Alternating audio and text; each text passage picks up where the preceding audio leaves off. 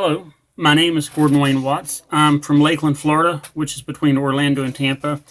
And my good friend Alan Collinge has asked people that are very conservative or very liberal or other things to weigh in on the student loan situation. Okay, so here's his Facebook feed, and I got an email from him as well.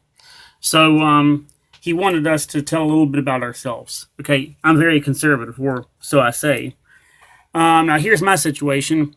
I ran up $23,000 times two for the principal, and I've been paying on the thing off and on.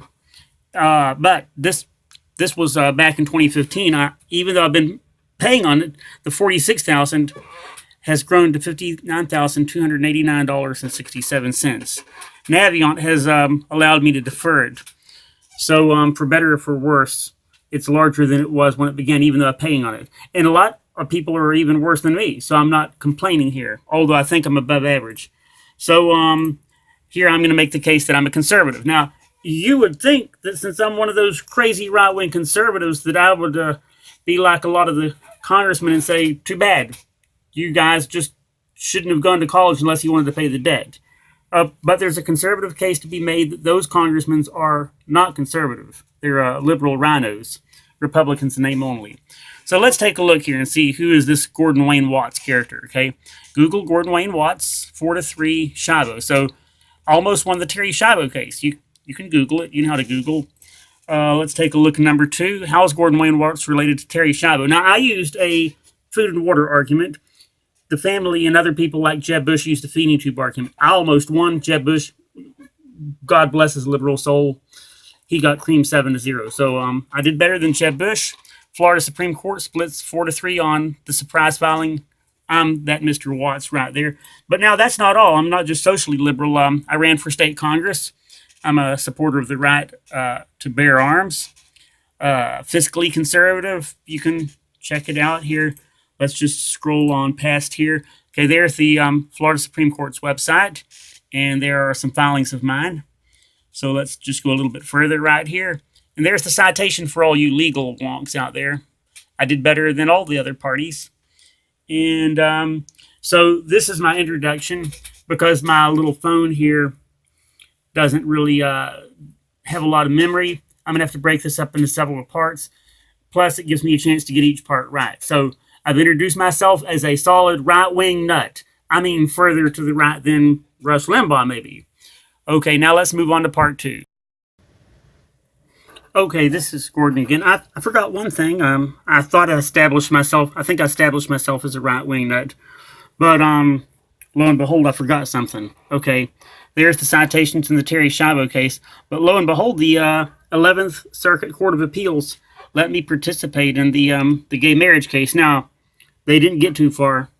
Okay, but now this other guy, he did pretty well, but he didn't do as well as I did. I was the only non-lawyer, so far as anyone knows, that got permission to participate in the gay marriage case. Okay, there's the 11th Circuit Court of Appeals letter to me. And here, the U.S. Supreme Court accidentally dockets my, they thought I was an attorney. That disappeared real quick. They're not permitted. They don't allow non-attorneys or whatever. And the U.S. Supreme Court has visited my website for some odd reason. Maybe it's because I asked them to. I don't know. But that's all good. So the bottom line is now I've established myself as a far right-wing nut. But listen, this next point is very important.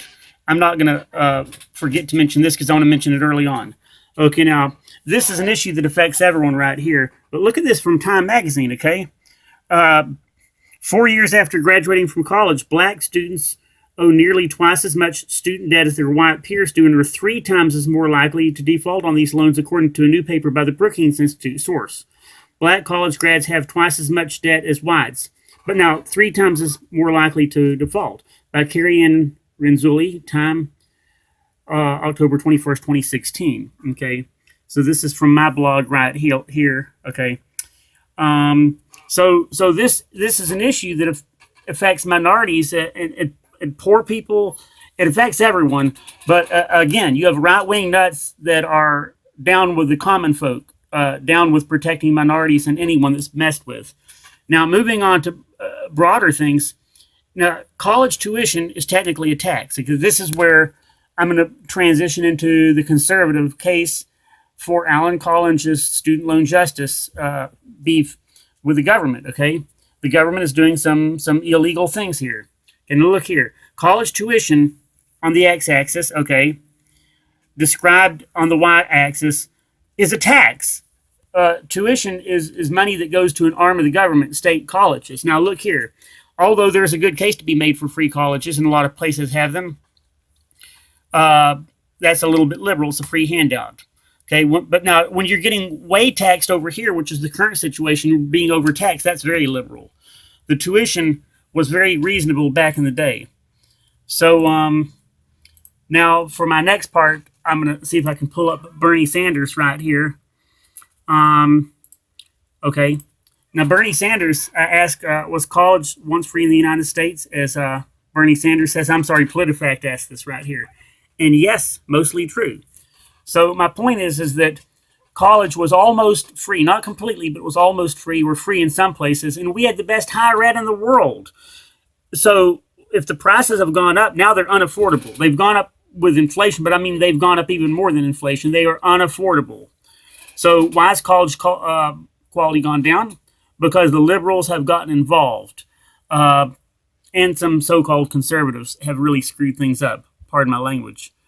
So not sure of the time situation. I'm going to go into call time and then begin part 3. Okay, this is Gordon again. I forgot to mention something. Now, I know this is going to be divergent, but I'm going somewhere with this, so hang with me. Earlier, I said that I was going to court to fight for traditional marriage, and that's true because I'm a right-wing nut. But the gays were being mistreated, and I also proposed to the High Court and the Appeals Court, which actually reviewed my stuff, that the gays were being mistreated as far as life insurance, visitation rights, tax deductions you can't get from married couples. And also the U.S. Supreme Court will let me file, but only if it's from my case. It was the friend of the court briefs, which they only permit lawyers to file, and then you have to be barred in their court. Now, so here's where I'm going. Now, those are points that I forgot to mention in and of their own right. But you have right-wing nuts, like me, who are not prejudiced against poor people being crushed by college loans, okay? Not prejudiced against blacks who are being crushed at 2 or 3 times the rate, depending on which metric. Not prejudiced against gays. Because now let's look at these other issues right here, okay? So, due process, okay? Students are usually not notified. There's not truth in lending, okay? Not truth in lending. And so that's a due process issue. That's a constitutional issue, which conservatives supposedly care about. Contract law. There was a change in the loan contract of students, okay? And you look up, this is a monopoly. Higher ed is a monopoly. You can argue with me. You look up the definition. Equal protection, the general form of equal protection, the GOP leaders and the Democratic leaders and their rich buddies, even criminals with credit cards can get bankruptcy, but not a college student, okay? Now, a specific form of a special case of equal protection, you look at Article 1, Section 8, Clause 4 of the U.S. Constitution. I'm going to see if I can pull it up right here. Okay, here we go. Article 1, Section 8, Clause 4 of the U.S. Constitution. Where is it? Right here. Look at that. The Congress shall have power, and this is a limitation on their power. This is all they can do to establish uniform laws on the subject of bankruptcies throughout the United States. Now, here's my point. There's no guarantee that you have to have bankruptcy, but if there is bankruptcy, it must be uniform. You ask any college student, the bankruptcy law in the U.S. is not uniform, and it violates this. And this is not only in the Constitution, it is ahead of the power to coin money, to go to war. It is in the Constitution proper, not the amendments, the First Amendment, the Second Amendment, the Fourth Amendment, Fifth Amendment, the 14th Amendment. These are important. You ask anyone, the First and Second Amendment are very important, okay? But this is ahead of the amendments. It's actually in the Constitution. So the current law is not uniform. It violates that section. Okay, so now, so you have equal protection issues, special and general, predatory and subprime lending. All three major, this is some moral issues. All three major religions prohibit either interest or usury, which is excessive interest, depending on your scholar. Okay, I've already mentioned these issues up here. The tuition is a form of tax. I've mentioned that. Now, here's where Alan taught me something, okay?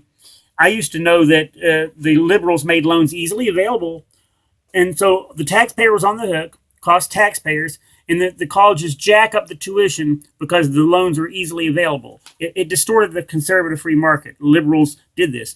But the so-called conservatives removed bankruptcy, and I didn't understand the connection until Alan explained it to me. He was patiently explaining it to me, getting it through my hard head, but I got it. Bankruptcy is, in my opinion, it functions like the economic Second Amendment. You pull the bankruptcy sword out and swing it, and those that were going to do predatory lending, remember the subprime crisis? Okay, the housing crisis of 2008, 2009, those people could file bankruptcy. Had they not been able to, it would have been a lot worse. The government forced loans upon people, and it caused a bubble. This bubble is going to be worse because, you know something? Credit card debt has been surpassed. College debt is now greater than credit card debt. It will crash the dollar. So the deal is that lenders, if they knew students could file bankruptcy, had truth in lending, statute of limitations, other just consumer protections everyone else has. Why can't we have them, okay? Things were working fine back then when we could defend ourselves, all right? You fellow Republicans are rhinos. You don't say anything about the Second Amendment. You know that you don't make fun of us for wanting to defend ourselves. That guy is going to shoot someone. No, you don't say that. So why are you saying these students are going to file bankruptcy? Maybe it's because the bankruptcy would happen because they're being preyed upon. Okay, the bankruptcy would scare off the lenders with less loan availability. The colleges would lower tuition to free market values, and college would be affordable once again. Okay, this is actually a national security issue because other nations have free college or very inexpensive college. We used to have the best college in the world. Okay, and it was very affordable. Okay, but now it's gone up. It's now not affordable, and the quality's gone down. That's not our fault, so don't blame us. And parents and elders tell the kids, you either go to college or you don't even have a chance to make something of yourself, okay? You'd be lucky to be a burger flipper. Even with a college degree, it's hard to get a job. And so the student has no choice. If you needed to get an operation and your life depended on it, and you could only take a loan out or kick the bucket and croak and die and be pushing up daisies, what would you do?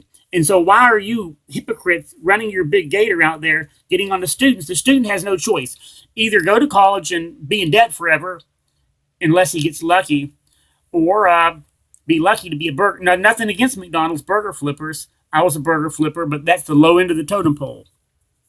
So the bottom line is that the cure would be allowing bankruptcy, truth in lending, statute of limitations. That would also be preventative in somewhat, but lowering the loan limit source. You can get a debt. I'm okay with you getting a debt, but use a credit. Oh, I just about forgot one little thing right here. Okay, now this is my conclusion, but point number 3 is very important. Remember I said that I wasn't prejudiced against blacks, whites, conservatives, liberals, gays, straights, poor people, rich people. Well, here's a key point. Both the Republicans and the Democrats have at times held the House, the Senate, and the Oval Office, okay? The Republicans under G.W. Bush Jr., held the House, the Senate, and the Oval Office. The Democrats under President Obama, the House, the Senate, and the Oval Office. And now we have President Trump, and guess what? The Republicans now have the turn. We have the House, the Senate, and the Oval Office. And guess what? Double failure. Both parties failed in the bankruptcy issue, including the Democrats. Both parties failed to get the taxpayer off the hook for making or guaranteeing college loans. Making or backing, that is guaranteeing, including the Republicans.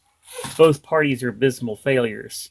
Okay, so I wanted to hammer home the point that both parties are abysmal failures. Now, the people are well-meaning, but the road to hell is paved with good intentions. Alrighty? Now, my conclusion. Moving right along. Okay, this is Gordon again. This is my last segment, and we're coming to the conclusion. Now, I apologize for the length, but remember, folks, I am the guy that almost won the Terry Schiavo case. Remember the feeding tube girl from Pinellas Park, Florida? All by myself. Google her. I did better than Jeb Bush, than George Bush, the Pope. He got involved. All the family got involved, all combined. Okay, so Now, also, a conservative view for college loan issues is not very well known, okay? You usually think of this, people think of this as a liberal issue. Give me a free handout, okay?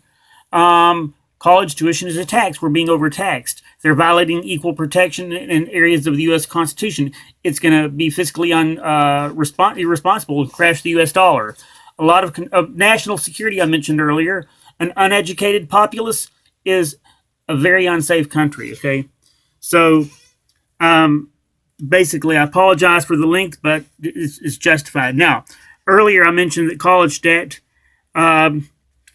is okay, and I got cut off on the video. It's okay if and only if you use a credit card where it's hard to borrow large amounts, but not on the tax dollar, thank you.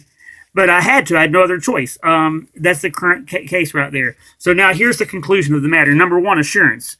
I'm a right-wing nut. I've established that, I think. I'm pro-life, pro-marriage. Second Amendment supporter. Trust me on that one. Fiscally conservative. You trust me on that one. I want to get the taxpayer off the hook. But I'm also not prejudiced against gays, poor people, black people, any people, rich people. I like my rich people. They provide us jobs. I'm not prejudiced against anyone. I try to help anyone that I can, even though I'm pretty poor myself. Okay, so I'm establishing myself as a right-wing nut. Now, here's the deal. Conservative case can be made. You have to review the video again. Review it, relax, review the video. Just take your time and relax. Once, just kick back. The second time you review the video here, take some notes, like I did, okay? Take some notes. Maybe you have to review it a third time if necessary. Okay, the conservative case can be made for restoration of college loan bankruptcy, also truth in lending, statute of limitations, fair debt and collection practices, usury laws, refinancing, standard consumer protections, lowering the loan limits also. Now, that's something that Alan mentioned, but he didn't propose a bill, but I will. Now, when I was up at Florida State, the student senate, a short fellow, a young man, he was a student senator. He said, Mr. Watts, make it short and sweet. Tell us your problem and tell us your proposed solution. And so the problems, college loan, college tuition, and the debt, which results from the tuition, is no longer affordable. The U.S. higher ed is going down as the price goes up. Okay, the burdens of the student, unprecedented suicide rates, threatens to crash the dollar, and collapse because the credit card debt has been surpassed by college debt. Okay, now, and I'm going to predict to you in both Revelation 6:6 of the Bible, yes, I'm a right-wing religious nut, and other religions too. The crash of the economy described, and you look in the Amplified version, it'll take a day's wages for a day's food. All the bad things that are talked about in the economy, in Christianity, Judaism, Islam, other religions, will happen, and they'll happen quicker if we don't listen to me, if you don't listen to me now. Okay, here are the solutions. First off, H.R. 2366. Okay, now this is the bill right here that Representative Delaney proposed. Now, this is H.R. 2366 in the current 115th Congress. But now here's the other bill. Alan alluded to the loan limits. Basically, H.R. 507 back in the 109th Congress was one. This is my proposed bill, okay? It makes some changes in the John Boehner bill. John Boehner, maybe a good guy, maybe pro-life, maybe pro-marriage, but he's a liberal rhino. Okay, he's the one that introduced this bill right here, H.R. 507 of the 109th Congress, all right? And it raised the loan limits, and so I went in and I reversed it. Ultimately, they should come down to zero. So listen, I'm Gordon Wayne Watts. You can go to GordonWayneWatts.com or GordonWatts.com or look for Gordon Watts in Lakeland between Orlando and Tampa. Time's about to run out. So I've made the conservative case, as Alan requested, for H.R. 2366 as the cure, and of course my proposed loan limit is the bill. We need to get this thing through there and passed, folks. Listen to Alan Collinge. He's speaking some sense. You don't listen to him, we're going to be like them third world countries that the economy crashes and their dollar is worth jack or not worth jack. I'm Gordon Watts, and I approve this message. And if you need further info, come to GordonWatts.com or GordonWayneWatts.com.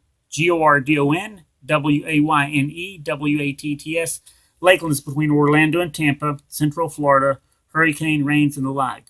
So thank you for listening, for watching, and for paying attention and taking notes. Have a good day.